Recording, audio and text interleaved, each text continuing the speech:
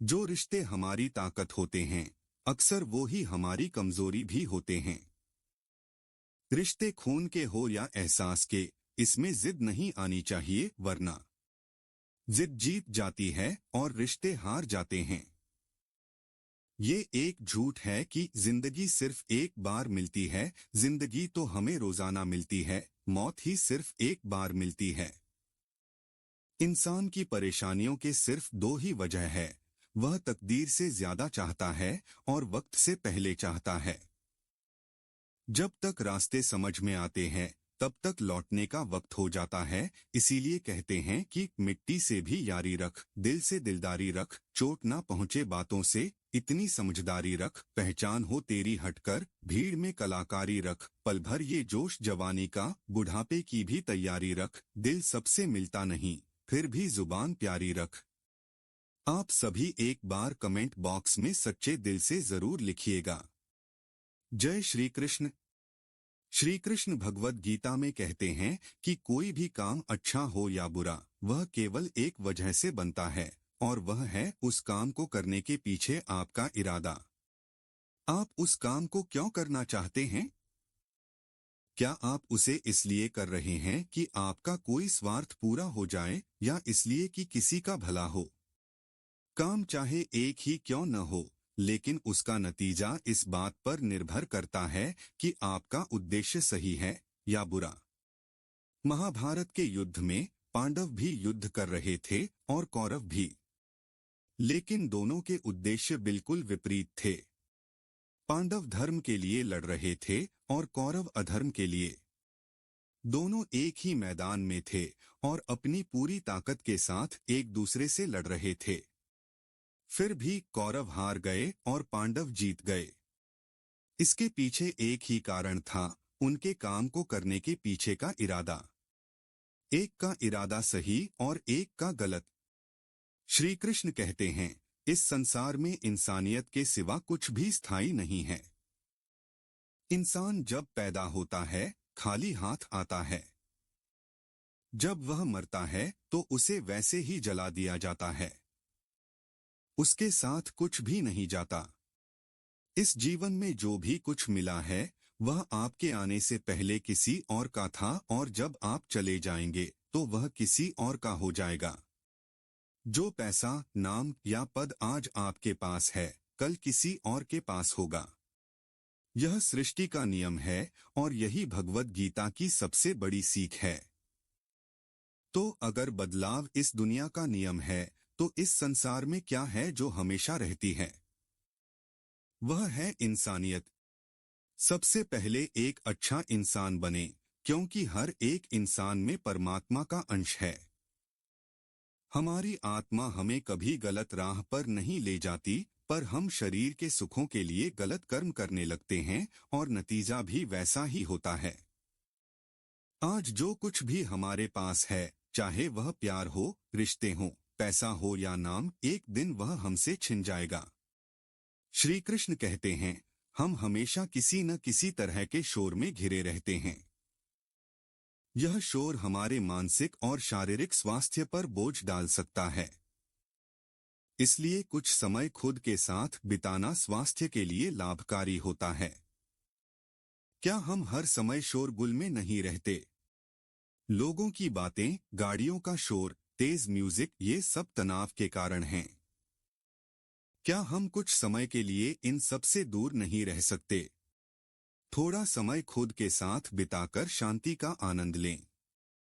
इंसान के सारे दुखों का एक कारण अधिक बोलना है।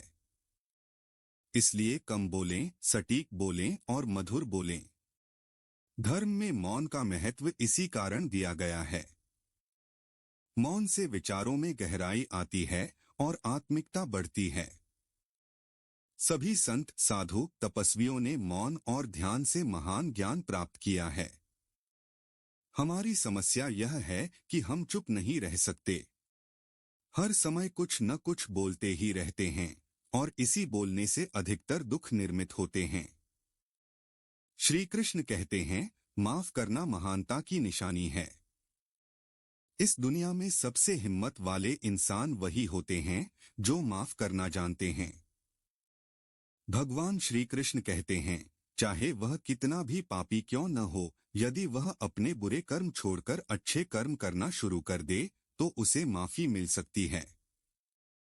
किसी की गलती पर नाराज होना आसान है, पर गलती करने वाले को माफ करना और उसे एक मौका देना हिम्मत का काम है।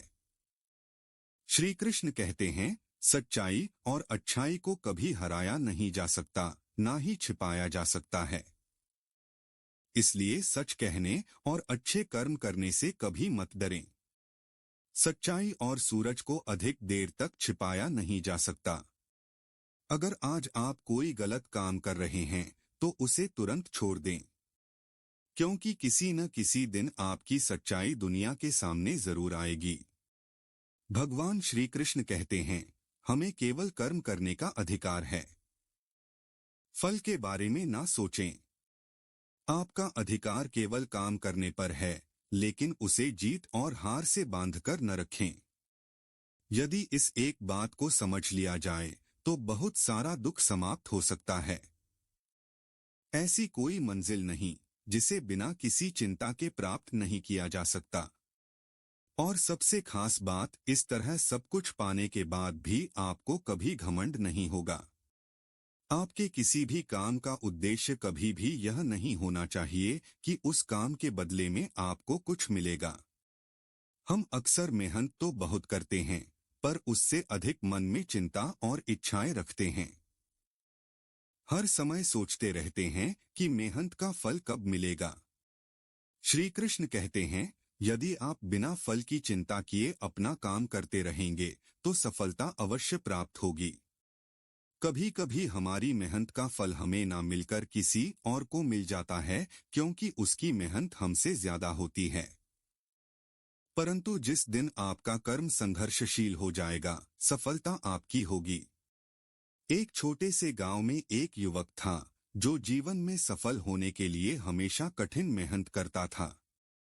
वह दिन रात मेहनत करता, परंतु हर बार सोचता कि उसका फल उसे क्यों नहीं मिला। एक दिन उस गांव में एक संत आए। उन्होंने देखा कि युवक बहुत बेचैन था। संत ने पूछा, तुम इतने व्याकुल क्यों हो बेटा? युवक ने उत्तर दिया, मैं दिन रात मेहनत करता हूँ, लेकिन मुझे सफलता नहीं मिल रही। मैं हर समय इसी चिंता में रहता हूँ कि कब मुझे मेरी मेहनत का फल मिलेगा। संत मुस्कुराए और बोले, तुम्हारा दुख इसी बात में है कि तुम फल की चिंता कर रहे हो। भगवान श्री कृष्ण ने भगवत गीता में कहा है कि हमें केवल कर्म करने का अधिकार है, फल की चिंता नहीं करनी चाहिए।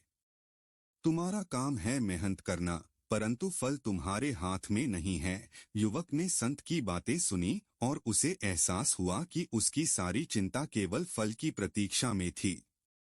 उसने ठान लिया कि अब वह बिना किसी फल की चिंता किए अपना काम करेगा। समय बीता और उसने अपना ध्यान केवल अपने काम पर केंद्रित किया।